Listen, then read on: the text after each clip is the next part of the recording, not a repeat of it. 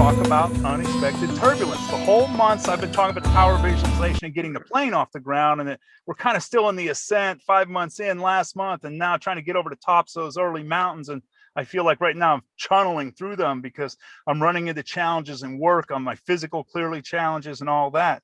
But I'm excited today because, as I said, 25 years ago today, I was humbled and honored to be able to be a torchbearer in the run up to the Summer Games in Atlanta in 1996. And I want to share that story with you because it very much is a story about empowerment and about the power. I was there. Awesome. And about the power of visualization. It's a story of challenge and opportunity, maybe a little betrayal, and also empowerment. So I was with a company called Maricel. I was with them 5 years. This is about 4 years in to that 5-year journey. I was in California with them as a sales leader and promoted a number of times. Went out to North Carolina, built a call center. Me and another manager hired 240 people in 18 months. I mean, just a crazy run with a distribution company that was highly successful in the tech sector. And interestingly enough, Toastmasters equivalent, the CEO of that company, a gentleman by the name of Mike Pickett, back 3 years prior to this, or 4 years prior to 96, my first year with the company, put out a memo saying Toastmasters is the best training I've ever received. And we had a club, and it took me almost 20 years to step into a Toastmasters club in South Orange County with Saddleback Sunrise speakers, but I finally did. That seed stayed planted for a long time. But he was a man who had an MBA. He was a former military officer. He's a CEO of a Fortune 500 company. And he was a mover and a shaker. And he says very clearly in the email, or Lotus CC notes, something email it was back in the early days of electronic mail, that Toastmasters is the best training you ever received. So anyway, lots of contests in that model, sales contests, lots and lots of them, because there's 1,500 manufacturers, all the software and hardware lines, and they're trying to push it through distribution. And so they need our mind share. So they have spiffs and contests. Well, one of the biggest contests ever. Have you ever heard of Windows, Microsoft Windows, the operating system? Way back then, it was called Windows 3.1.1 and Windows for DOS. But there was another operating system in the market. Anybody? Ed Smith, you want to remind me what that might have been from IBM? Well, it was MS-DOS at the time. Yeah. And it came out as OS2, Operating System 2, which couldn't make headway against Microsoft for anything. So they had a monster contest for IBM OS2, and the reward was to be selected as an Olympic torchbearer.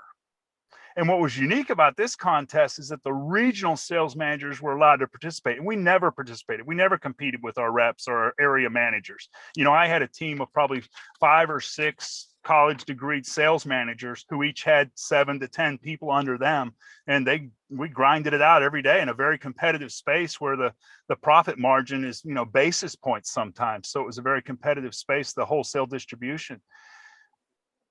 But for this contest, they allowed the RSMs to participate, and we made sure everybody was cool with that. I did trainings on this about how you can win this contest because I was so enamored with it. And in fact, in the trainings, I professed to my people, I'm planning on winning. I'm going home at night visualizing as if I'm winning.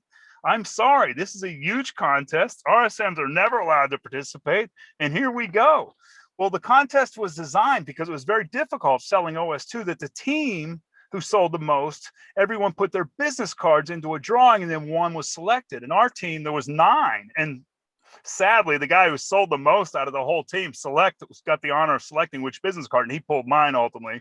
I'll get into that. So that was part of the potential perceived betrayal. And then within 2 days, my director pulled me into an office, and we were literally in there like 5.5 hours at the corner while he's trying to talk me into giving it to the guy.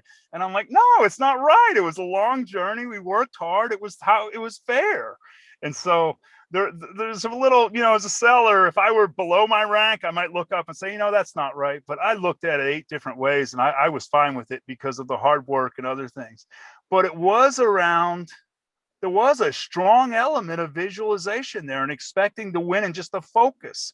And I think that's the biggest thing I've always tried to say about the power of visualization. If you have something you really want in your life and you get an image of it and you hold that image in front of you in the morning and at night, just once or twice a day, You do that for a year, you're probably going to make it manifest, not because the world's going to pull some magic, but because your focus, your desires, your alignment, your energy will be more crystallized toward making it happen because you're keeping your goals in front of you. And that's really a big part of, I think, that process. So I got to carry the Olympic torch. I'd love to try to share the video. That's Durham. It looks like a Hollywood movie set. Facade front, Durham, North Carolina, in the Raleigh Research Triangle Park area, RTP. But I'm about to come running by here with my escort runner in just a couple seconds, I think. It's always interesting to look back at the fashion. You'll hear some regional accents in here if you can hear it. That's some of the sales team from my company coming out to show support. The little guys, here we come. Any second now, guys. The baby's gotta be heavy. I know. Yeah. I gotta get a picture of I'm sure that's coming across pretty grainy because it's not even good on my end. But there's an advanced team there. There's all sorts of escorts. It was quite an amazing experience. And interestingly enough, you passed the flame, not the torch.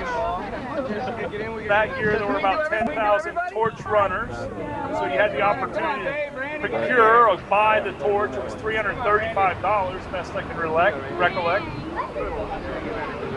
And sorry that's not more clear across the Zoom, but it is 25 years old, analog. I'm going to skip ahead here to see if I can get, you can see my little daughter walking in here. She's about a year old, 15 months maybe. My wife's 8 months pregnant with our second.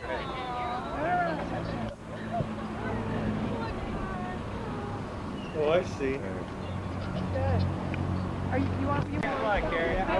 And that was 25 years ago, but Okay. I appreciate you allowing me to share. When we get back together, I'll actually bring the torch in. You guys can check it out. It looked very modern back then. Now it seems like it's 100 years old with all the new designs. It's a great example of visualizing a goal and achieving it. Well, thank you. And I don't really know how I ended up actually winning it, but I know it was a big part of my focus. It was an off the charts kind of award recognition in my mind.